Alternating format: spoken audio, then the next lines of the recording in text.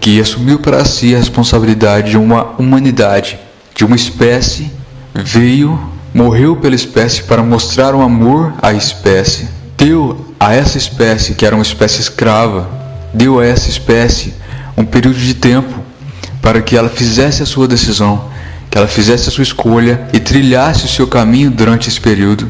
E a partir do momento que findar esse período, que é o período de escolha de cada ser, quando acabar esse período, a humanidade e o planeta em si mudará completamente.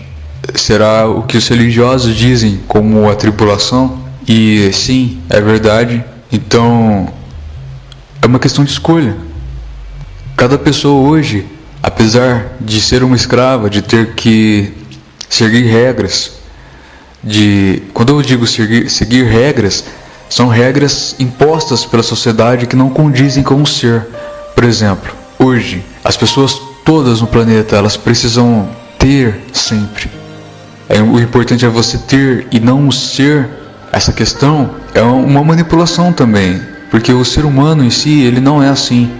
O ser humano em si, ele não precisa propriamente do ter, ele precisa ser apenas, se conhecer. Tudo isso é imposto no subconsciente das pessoas, por tudo, pela mídia. Esse sistema que controla os governos, são governos, todos eles são governos escravistas, que manipulam tudo. A espécie humana é apenas uma plateia, ela é colocada por esses seres, não os que estão no governo, mas os que controlam tudo isso. Muitas vezes colocam a espécie humana como se fosse um gado, porque usa, manipula, manda para um lado, manda para outro lado. E a humanidade, por ser mantida na ignorância do próprio ser, não ter consciência, ela é levada a esses enganos. Agora eu quero falar sobre uma coisa, sobre o pecado. As pessoas elas têm muito receio dessa questão do pecado. É muito complexo essa questão também, mas o que eu quero simplificar para vocês, muitas pessoas aqui não frequentaram nenhuma religião, não sabem as questões, né? Então eu quero dizer para vocês de forma simples o que seria o pecado. Pecado é estar em desequilíbrio. Sim, pecado é estar em desequilíbrio. O que é estar em desequilíbrio? Estar em desequilíbrio é estar em desequilíbrio com o próprio ser. Então você pode se perguntar, uma prostituta, ela é pecadora? Ela se encontra em desequilíbrio. Ela se encontra em desequilíbrio do próprio ser, porque ela está vendendo o próprio corpo. Ela se encontra em desequilíbrio, em vários níveis de desequilíbrio. Só que esse desequilíbrio no qual ela se encontra não é algo eterno. Ela pode mudar isso. Entende o que eu quero dizer? Ela pode mudar suas ações e encontrar o seu equilíbrio. O que eu quero deixar claro para vocês é essa questão. Jesus, ele mostrou o caminho, ele abriu o caminho, ele fez a trilha. E ele é a representação do próprio equilíbrio, do próprio estar em equilíbrio. Entendem o que eu quero dizer? Então, se você se encontra em equilíbrio com o seu ser em si, se você respeita a si mesmo, respeita aos próximos, se você mantém e expande a sua consciência ao todo, você é um ser que está em equilíbrio. Se você ama a si mesmo, assim como ama os próximos, você é um ser que se encontra em equilíbrio. Um ser que tem ódio, uma pessoa que odeia a todos, seja ela religiosa, seja ela ateísta, ou independente de qualquer coisa. Se ela está em ódio, ela está em desequilíbrio. Entendem o que eu quero dizer?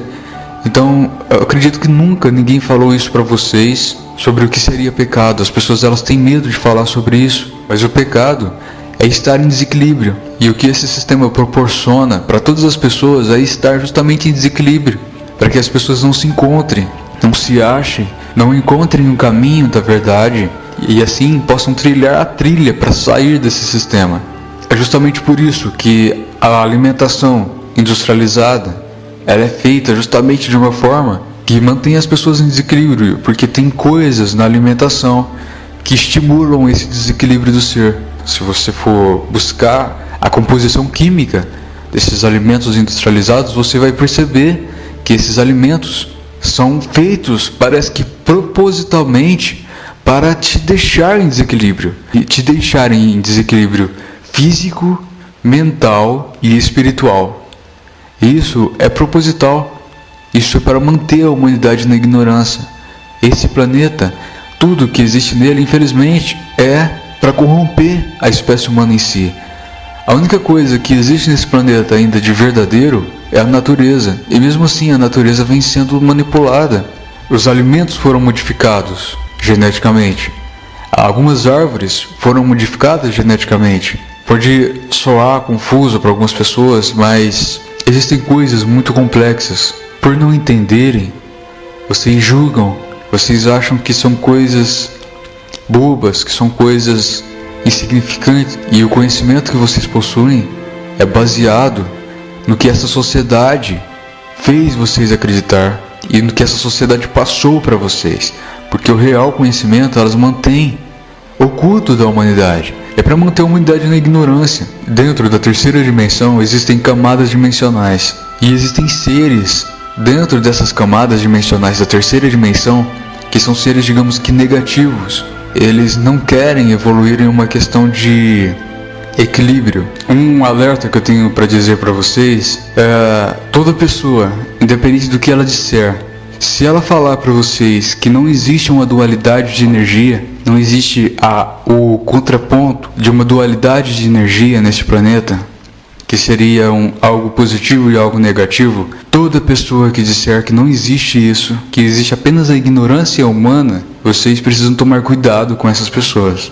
Porque sim, existe a dualidade de energia, existe conflitos justamente pela questão da libertação da espécie humana em si, porque ela é mantida de uma forma escrava nesse sistema, e esse sistema ele não é apenas físico, como eu disse. Então sim, existe essa dualidade, nada é por acaso. Algo que preciso dizer para vocês também é a questão do que seria Jesus na questão universal, por exemplo, como eu expliquei em relação às dimensões.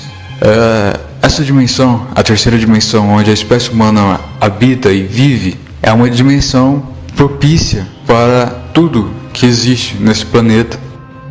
A questão de anjos, por exemplo, o que seriam os anjos? Anjos são seres de dimensões altas que vêm ao planeta fazer determinado papel, fazer algo que é necessário. Então, por exemplo, essa relação de classificação de anjos que existem na Bíblia, por exemplo, querubim, serafim, arcanjo, são justamente classificações de acordo com o grau evolutivo do ser. Então, por exemplo, um serafim é diferente o grau evolutivo dele de um arcanjo, por exemplo. Entendem isso? Então, a questão da diferença é justamente essa questão de dimensões e o grau evolutivo. Todos os seres no universo estão em aprendizado. Todos os seres estão em um processo evolutivo. E esse processo evolutivo é um trilhar, é um caminho, é subir uma escadaria de um prédio, digamos assim, na questão das dimensões. Tem coisas que é muito complexo explicar, mas eu vou tentar simplificar. Aqui nesse sistema solar, cada planeta que existe no sistema solar, ele possui uma serventia energética em relação à Terra e em relação à humanidade.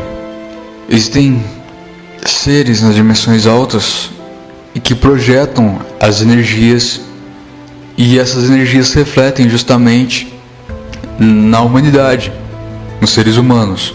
E essas energias são refletidas através de, sim, os planetas. Pode soar meio confuso. Eu estou tentando simplificar ao máximo. É mais ou menos o seguinte. Por exemplo, existem energias que são estimuladas de acordo com a posição dos planetas em relação à Terra, em relação ao Sol. Então, essas energias que eu quero dizer, elas são energias vindas de seres superiores de dimensões altas, e elas são colocadas e refletidas, digamos assim, sobre determinado planeta. Por exemplo, Gabriel, o anjo bíblico, existe um planeta em que a energia dele é refletida, assim como Hegel também. Agora vocês devem se perguntar, em relação a Jesus, qual a importância disso? O que eu posso dizer para vocês é que justamente a energia desse ser que é refletida no mundo, na humanidade, é o Sol. Sim, a energia solar é a energia refletida desse ser superior de dimensões altas. Algumas pessoas podem acreditar que, por exemplo, a questão de Jesus é um ser novo, é um ser que possui relação com a humanidade um pouco mais de 2000 anos. Mas na verdade Jesus, obviamente, é extremamente mais antigo do que isso. Eu preciso explicar algumas coisas para vocês entenderem a questão histórica de Jesus. Ele só veio como humano na Terra na época que ele viveu como Galileu, como Jesus. Porém, antes, no passado, já existiam representações de Jesus. O que eu estou dizendo para vocês, os que controlam esse sistema, eles sabem de tudo isso que eu estou dizendo para vocês. O Vaticano, eles possuem um registro de toda a história, e eles sabem disso que eu estou dizendo para vocês. E eles escondem isso da humanidade. Eles mantêm também a humanidade, de certa forma, na ignorância. É que no passado, no Antigo Egito, por exemplo, já existia a representação do que seria o ser superior, Jesus. Então, sobre outra coisa também que eu queria dizer para vocês é a respeito de provas. Foi dado à humanidade um período de tempo em que ela precisava e precisa fazer a sua escolha. A escolha do lado da verdade, da luz, do conhecimento, ou o lado da ignorância, do ego, da escuridão. São lados, e as pessoas precisam fazer as suas escolhas. Muitas pessoas possuem um coração duro, e muitas pessoas são extremamente racionais, e é importante ser racional, é importante usar sempre a lógica. Um ser em equilíbrio, ele mantém o equilíbrio do emocional com o racional. Ele não é puramente emoção e nem puramente razão, ele mantém o equilíbrio dos dois. Sobre as provas, muitas delas foram ocultadas justamente por esse poder que existe, que controla todo o sistema. E esse ocultismo, esse ocultamento das provas, eles ocultaram muitas coisas, não a respeito só de Jesus, da história dele, mas a história toda da humanidade foi oculta, da própria. Mas isso deu a chance a justamente a ver a questão do ser. É muito fácil você acreditar em algo quando você tem prova daquilo. É muito fácil você acreditar em algo que existem provas cabais. É fácil acreditar nisso. Porém, não é fácil acreditar em algo que o mundo coloca como uma mitologia, que coloca como algo fictício, ou algo improvável, ou que talvez não tenha existido. É mais difícil você acreditar nisso.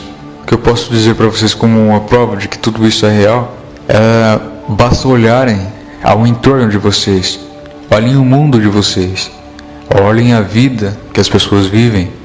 Quando vocês olharem para dentro de si mesmos, vocês vão perceber que existem muitas e muitas coisas erradas nesse sistema.